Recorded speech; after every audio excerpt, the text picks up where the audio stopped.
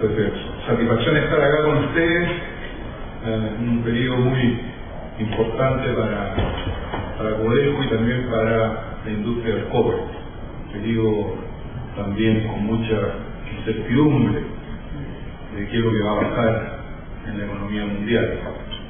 Gracias, Javier, por la presentación, y voy a tratar de poner un poco el tema del cobre en el contexto de la economía mundial, sin insistir tanto en la economía mundial, porque todos nosotros leemos los diarios todos los días, así que estamos relativamente informados. Pero vemos que en los últimos años ha habido un boom de los commodities. Llevamos como 7 años de precios relativamente altos, con una demanda firme, salvo en 2008 o 2009 la crisis, pero la crisis afectó a nuestra industria muy poco. Alrededor de 6 meses estuvimos con precios bajos, después se recuperó, los commodities se recuperaron antes que la economía mundial. Así que un periodo muy especial, y vemos naturalmente acá cómo la variación anual del Producto Interno Bruto, distintas regiones. Vemos que tuvimos la crisis en 2008-2009, afectó también a China, pero no tanto. China sigue con un crecimiento bastante alto. Y ahora, este año, vemos ahí con preocupación, primero Japón, que bajó por los temas que todos conocemos, pero también Europa y Norteamérica. Así que es un periodo especial. ¿Cómo afecta esto en la evolución del consumo mundial de cobre? Vemos que con el desarrollo de China se transformó claramente en el primer consumidor mundial, está consumiendo hoy día el 38% del cobre mundial. Naturalmente que la economía china no pesa 88% entre las economías mundiales. Esto es normal cuando un país está desarrollando y construyendo su infraestructura, urbanizando su población. Hay consumos adicionales de materias primas para construir todo esto. Eso es el fenómeno que está ocurriendo hoy día, y es un fenómeno que ha ocurrido antes, pero esta vez la escala del país, por su población, 1.400 millones de habitantes, lo hace tener una influencia mucho más grande que en siglos anteriores con otros países, que voy a mostrar un poquito más adelante. Vemos también cómo ha cambiado el mapa del consumo. Todos sabemos que los países en desarrollo, los países BRIC, hoy día ya representan un porcentaje, creo que alrededor del 20% de la economía mundial. Se proyecta que hacia el 2020 lleguen a 25%. Hay un cambio, no un cambio, sino que un cambio en la distribución, pero debido a que en términos relativos estos países en desarrollo están incorporando gente a la clase media, y eso hace con que, si vemos esto de manera global, la distribución cambie. También por el fenómeno de la globalización y de la competitividad de los distintos países y regiones, vemos también que Europa ha disminuido su consumo de cobre, si vemos desde el 2006 hasta hoy día, lo mismo América del Norte, y el resto se mantiene, siendo que otros en Asia representan un volumen importante que se mantiene. No ha bajado. Y Japón, bueno, Japón en términos de cobre siempre se mantiene alrededor del 1.000.000 de toneladas, 1.200.000 toneladas, que es la capacidad instalada que ellos tienen en sus fundiciones. No necesariamente la totalidad de esto va a consumo local, sino que el saldo, lo que ellos no consumen de cátodos y que funden y refinan en Japón, lo exportan principalmente aquí. Pero vemos cómo ha ido aumentando también desde el 2006 hasta el 2011. La demanda aumenta en un promedio de 2,8% al año, y esperamos que la demanda siga aumentando a ese ritmo de 3% por año en los próximos años, salvo que haya alguna discontinuidad, alguna crisis nueva. la evolución del mercado de cobre refinado. Aquí tenemos dos analistas importantes, Brooke Hunt y CRU, y vemos que ellos han pronosticado, esto es el pronóstico de 2 años antes y la última estimación o lo real del último año.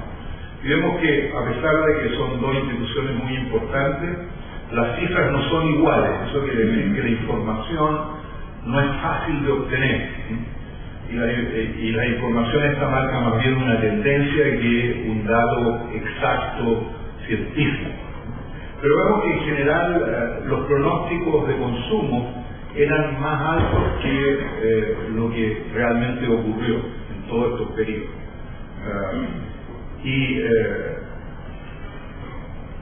Afortunadamente para nosotros, la producción también pronosticada era más alta que la producción que efectivamente existió. Esto quiere decir que los analistas se equivocaron tanto en la predicción de la demanda como de la oferta. Y esto por varias razones. Y una de las razones que los analistas siempre suponen que un año después todos vamos a producir lo mismo o más.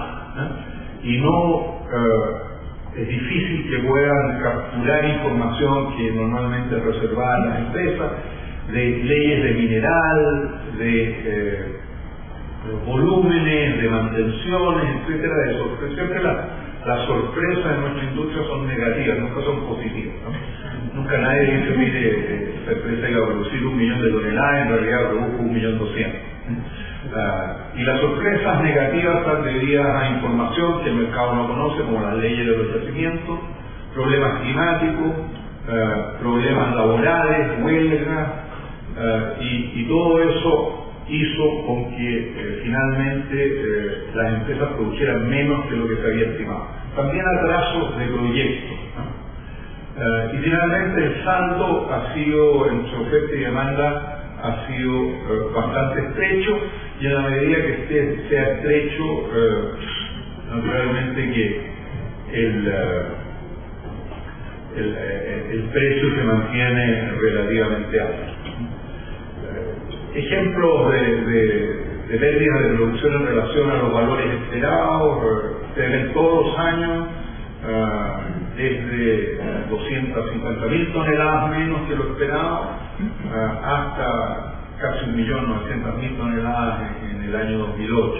Debido, como él le decía, a todos estos fenómenos. El caso de Escondida en 2006 que Escondida le bajó la ley y el mercado, esos datos la empresa no los hace públicos. Grasberg tuvo problemas de climáticos y de huelga. En el año 2008 Codelco tuvo un problema de una cadena de una correa transportadora en la mina de Chuquicamata que colapsó, y eso disminuyó la producción. También ahí está el fenómeno de la ley de subcontratación que afectó a Codelco. El año 2008 fue un año donde Codelco produjo menos que la capacidad instalada. Entonces todos los años hay malas noticias. El año 2011, este año, Escondida por una huelga ilegal que hubo de los trabajadores de Escondida. Esperanza por un atraso en relación a lo que habían anunciado en la puesta en marcha del proyecto nuevo. Grasberg huelga, Oncola también en República Democrática del Congo, también problemas de permisos y climáticos. Coyahuasi problemas de huelga. Vemos también que el precio, naturalmente todos sabemos, si la demanda está alta, los stocks bajan; si la demanda está floja, los stocks suben. Nosotros tenemos un producto que uno, en caso de no tener clientes, lo puede vender en la bolsa, y vemos que el precio también tiene relación a toda esta expectativa económica, pero también al nivel de los stocks. Normalmente si los stocks en bolsa están bajos, el precio sube y viceversa. Pero igual ustedes pueden ver ahí que los stocks hoy día que están alrededor de 600.000 toneladas, 600.000 toneladas en 20 millones de toneladas de demanda al año, es 3%, son 2 semanas. Entonces cualquier interrupción en el flujo de producción inmediatamente afecta el precio y las reacciones son relativamente rápidas. Después, bueno, todos sabemos que al mundo le está yendo peor que lo que esperábamos en términos de crecimiento del Producto Interno Bruto de los países y de las regiones, y aquí vemos cómo las proyecciones en cada mes, el 2011 y el 2012, o sea, en enero del 2011 esa era la proyección que había para el 2011, para enero del 2011 y la proyección para enero del 2012. Y vemos que a partir de la medida que avanzaba el año, las proyecciones fueron bajando.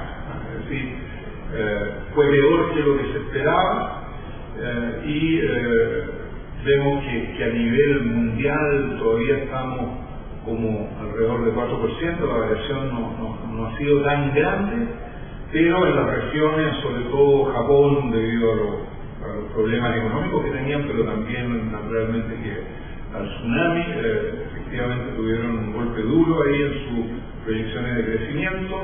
Europa bastante flojo y las últimas noticias tampoco son muy alentadoras. China se mantiene relativamente bien, alrededor de 9, nosotros consideramos que en la medida que China crezca arriba del 8%, 8,5%, estamos tranquilos, y Estados Unidos también con expectativas mejor que Europa, pero también con proyecciones relativamente modestas. Aquí hay un índice que se llama índice de nerviosismo del mercado, y vemos que es un índice de contratos de opciones, el S&P 500. No tratemos de entender la definición del índice, pero el nombre lo dice. Y vemos que dice que se trata, y vemos que en los últimos meses aumentó el nerviosismo de los mercados, pero si lo vemos en una perspectiva más amplia, del 2004 hasta ahora, vemos que todavía estamos a niveles en la mitad del índice que existió en la crisis del 2009. Es decir, esta situación hoy día parece ser mucho menos grave que la crisis del 2009. Lo mismo con un riesgo crediticio, que es también un índice de diferencia entre los intereses de la tasa LIBOR y el overnight. Vemos que también este índice ha aumentado en los últimos meses, pero igual si lo comparamos con lo que sucedió en el 2009, en fin del 2008, principio del 2009, vemos que la situación empeoró en relación a lo que teníamos antes, pero tiene dimensiones mucho menores que para esa crisis. En términos de proyecciones para el futuro, del balance del cobre refinado entre oferta y demanda física, vemos también que aquí tenemos a 5 analistas y no todas las cifras coinciden. Son distintas proyecciones, particularmente en la medida que nos alejamos hacia el 2015, las diferencias de expectativas son mucho mayores. Pero igual vemos que el 2012 debería haber un déficit, una falta de cobre en el mercado, y eso nos indica que el precio debería mantenerse alto. Y hacia adelante esto supone que una serie de proyectos van a entrar en producción y lo que hemos visto que en general estos proyectos se van atrasando, ¿no? por varias razones que voy a tratar de explicar más adelante. Y las proyecciones de precio igual son variables, pero para el próximo año están casi todos arriba de $3.50, ¿no? Lo que es una buena noticia para nosotros. El 2013 también con precio relativamente alto y después bajando en la medida que haya proyectos nuevos que van entrando. Pero estamos lejos de los precios históricos que estábamos acostumbrados de $1.50, 80 centavos. Esos precios es imposible que vuelvan porque la industria no lo aguantaría, no sería competitiva, no cubriría sus costos y al mismo tiempo el dólar naturalmente que no es el mismo de antes, y cuando uno lo corrige todo por inflación, finalmente es una corrección parcial, nunca refleja exactamente qué es lo que está pasando. Las claves para el precio en el mediano y largo plazo, en términos de consumo, fuerte crecimiento y participación creciente de países emergentes en la canasta de consumidores, comportamiento estable en la intensidad de uso, a pesar de que los precios altos han promovido alguna sustitución del cobre en algunas aplicaciones, por ejemplo tubos de cobre en vivienda, hoy día es caro comparado con los plásticos, entonces se ha perdido parte del mercado, pero afortunadamente el nuevo uso y tecnologías intensivas en cobre que afortunadamente para nosotros están relacionadas con los grandes problemas de medio ambiente que tiene el planeta hoy día, y todas o muchas de las soluciones a esos problemas, como mejorar la eficiencia energética, combatir el cambio climático, pasan por un consumo mayor de cobre. Algunos ejemplos rápidos: un auto híbrido usa mucho más cobre, casi 8 veces más cobre que un auto convencional. Un motor eléctrico que sea eficiente usa más cobre que un motor eléctrico de la misma potencia que no es eficiente, etc. Entonces, una cosa va compensando a la otra y nosotros creemos que el cobre no es un commodity solamente para los países que se están desarrollando, sino que para los países desarrollados.